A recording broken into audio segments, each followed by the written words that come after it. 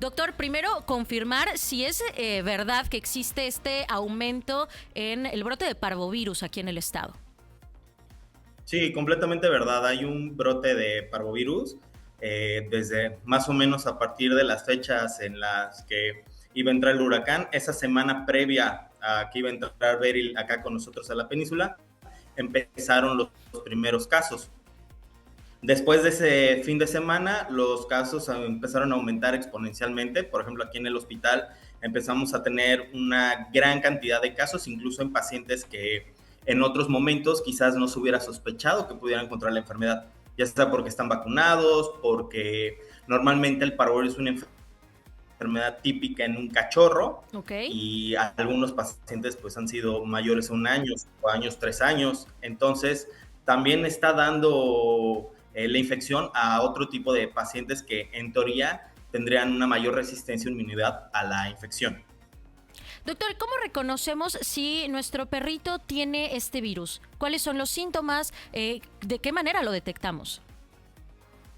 Ok, lo primero que vamos a empezar a notar en casa es un cambio en el comportamiento de la mascota. El perrito va a empezar a estar un poquito más rezagado, más lento, va a querer dejar de comer, va a tratar de esconderse, va a estar muy decaído, duerme mucho. Esos son los primeros síntomas que muchas veces pueden pasar desapercibidos o incluso minimizados. Después de 1, 2 o quizás 3 días de aparecer estos, empiezan con vómitos y o diarreas. Ok. Muchas veces son sin sangre al principio, ¿ok?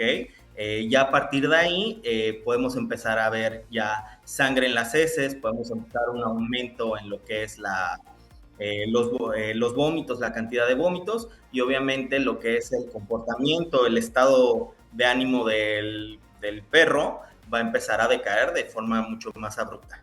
Doctor, ¿y qué hacemos en el caso en el que detectemos estos síntomas? ¿Qué podemos hacer? Ok, en el caso de detectar esos síntomas, apenas lo detectemos, lo ideal es acudir inmediatamente al médico veterinario.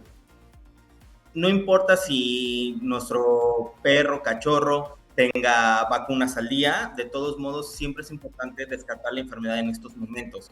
Muchos de estos pacientes han salido positivos en infección, a pesar de que tienen un esquema de vacunación vigente o la edad, como les repito, no concuerda. Por lo tanto, lo primero que deberíamos hacer es, en cuanto veamos esto, acudir, ya que la infección por parvovirus va a ir aumentando los síntomas poco a poco y de forma exponencial. Entonces, de repente podemos ver un cachorro que digamos que está estable y de la nada vamos a verlo bastante mal, sobre todo porque empiezan picos de glucosa en sangre hacia abajo, empieza a bajar y es cuando el paciente empieza a sentirse o empieza a ver los peores síntomas. También hay cólicos muy fuertes, por lo tanto, apenas se detecte que podríamos tener un cuadro gastrointestinal, lo mejor es acudir al médico, pues descartar o confirmar la infección mediante pruebas. Normalmente son pruebas rápidas y si sospechamos de parvo, lo ideal es hospitalizar inmediatamente. Ok. Doctor, ¿y a qué se debe esto? Tú nos comentabas que normalmente se da en cachorritos, pero ¿por qué ahorita? Para empezar, ¿por qué hay un brote? ¿A qué se debe que en determinado momento pues aumenten los casos? Y en segundo lugar, ¿a qué se debe también que haya perros más grandes que se estén contagiando de este virus cuando no es lo típico? Bueno, ahorita es un poquito pronto para saber a ciencia cierta por qué está pasando este fenómeno. Podría ser alguna mutación de una cepa ya existente o una cepa completamente nueva, quizás que haya sido introducida por algún medio de otro lado y que no sea la común aquí en lo que es la península o en el estado, ¿no? Porque no solo es en Mérida, hay reportes en otros municipios. Ujú. Ticul, por ejemplo, está muy fuerte. Sí, Motul, por Entonces, ejemplo, también que reportaron muchos ante casos. esta cepa nueva, pues no tienen, o este brote, no tienen los pacientes la inmunidad requerida. Sí es verdad y sí es completamente cierto que al paciente que tiene vacunas suele irle mejor que al paciente que no tiene ninguna vacuna. Lo mismo, los cachorritos, los perros más pequeños son los que, digamos que peor le están pasando, digamos que son los que que les está costando mucho más trabajo pasar la enfermedad que quizás un perro adulto de mayor tamaño con un sistema inmune más fuerte. Oye, doctor, también nos preguntan a través de Facebook, nos hicieron llegar esta pregunta, que si hay riesgo para algún otro tipo de animales domésticos, específicamente los que conviven con, por ejemplo, gatitos. Si nuestro perro está infectado con parvovirus, ¿hay posibilidades de que contagie ya sea a la gente de la casa o a algún otro animal doméstico que también esté en casa? A la gente particularmente hasta ahorita no se ha reportado ni se ha descrito ningún caso de zoonosis, que es cuando un animal nos contagia de alguna enfermedad, Ujú. como habrá muchas otras. Esto es en el caso de las personas, hasta ahorita no. O sea, no se contagia, no Esperamos se transmite que no. el parvovirus de un animal a una persona, eso no pasa.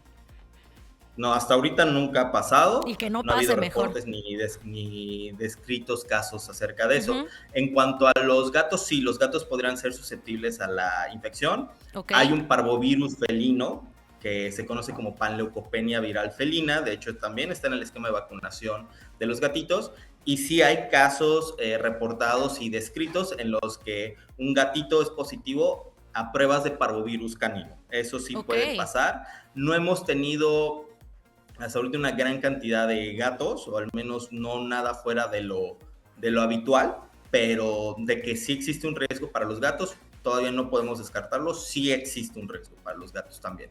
De acuerdo. Doctor, para ir cerrando ya, ¿cuáles son las recomendaciones? ¿Cómo evitamos que nuestros animales de compañía, nuestros animales domésticos se contagien?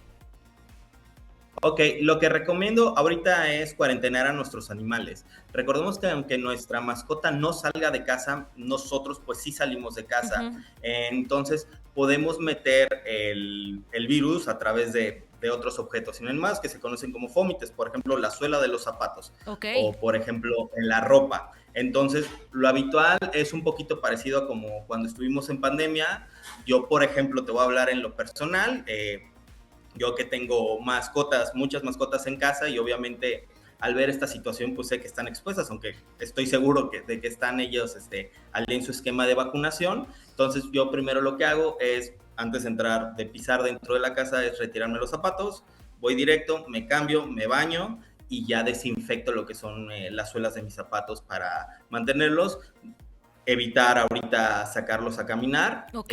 tratar de cuarentenarlos al menos 2 semanas, importante.